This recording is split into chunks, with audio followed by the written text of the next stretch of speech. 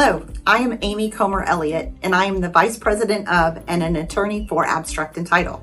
What do you do when you are preparing to list a property for sale and you realize that the person you have been talking with is not the owner of the property according to the property tax records?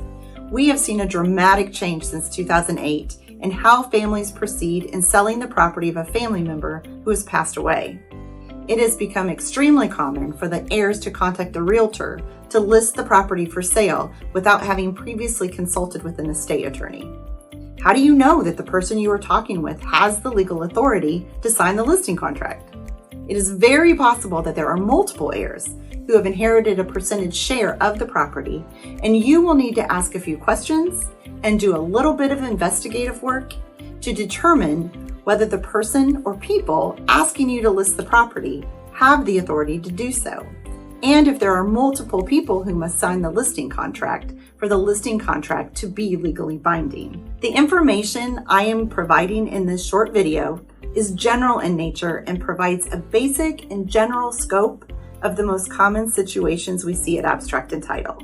This information does not provide a comprehensive list of all possible fact patterns, and it does not provide legal advice for any particular case or situation.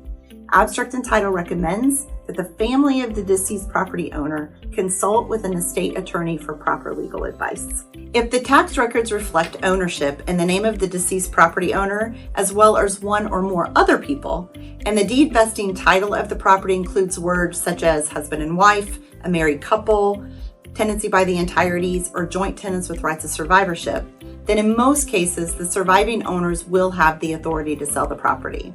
A statement will be included on the deed at closing, referencing the date of death of the deceased property owner. Similarly, if prior to death, the deceased property owner signed a transfer on death deed, identifying beneficiaries to inherit the property at his or her death, and if the transfer on death deed remains valid at the time of the decedent's death, the identified beneficiaries will typically have authority to sell the property. If there is no joint owner or transfer on death beneficiary, it gets more complicated, and the heirs will need to speak with an estate attorney in order to determine what procedure the heirs will need to implement in order to sell the property, because legal documents will have to be prepared and signed. Either of the following common procedures I'm going to describe are options whether the deceased property owner left a last will and testament or not.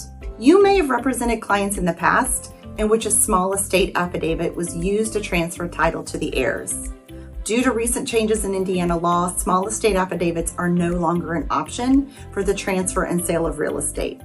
The use of an affidavit to transfer the property to the heirs and then having the heirs sign the listing contract and sell the property may still be an option, but it will require a waiting period of at least 5 months, and it depends on very specific details on a case-by-case basis. The heirs will need to speak with an estate attorney to determine whether this is a viable option. An option that is always available is that one or more heirs may petition the county probate court to be appointed as the personal representative of an estate for the deceased property owner. In most estates, the personal representative has immediate authority to sell the property, and most estates can be opened in less than a month.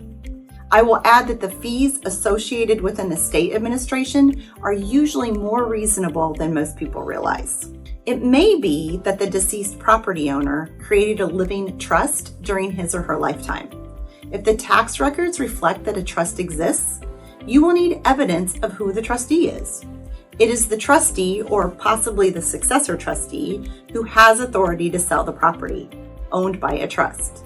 The title company will need to review the trust agreement and any amendments to the trust agreement, or alternatively, a certification of trust, in order to verify who has a legal authority to sell the property.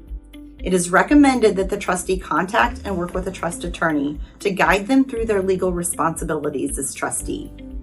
If there are 2 or more trustees, it may be necessary that both or a majority of them, if there are 3 or more, sign the listing contract, purchase agreement, and the closing documents.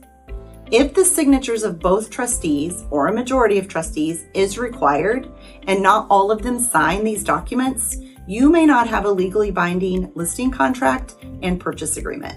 In the last handful of years, we have seen a growing number of transactions in which the current deed identifies one or more persons as owning a life estate and one or more other people owning what is called the remainder interest. All of the identified owners who remain living must sign the listing contract, purchase agreement, and a deed. In some transactions with life estate owners, the proceeds of the sale will be divided based on a percentage established by tax codes. Typically, the accountant or attorney working with the sellers will provide that calculation. A division of the proceeds is often not required in other situations, such as when the life estate owners are also the trustees of their own living trust. For example, Sam and Sally Smith, trustees of the Sam and Sally Smith Living Trust, and Sam and Sally Smith also own a life estate interest. Please know that if at any time you find that any of these scenarios exists, if property is titled to joint owners or a trust or there is a life estate, or if you learn that the vested property owner is deceased and there are no joint owners or beneficiaries, do not hesitate to contact us. As representatives of Abstract and Title, we will be happy to walk through these options with you so that you can ask the right questions of your clients and ensure that you have a legally binding listing contract and eventually purchase agreement.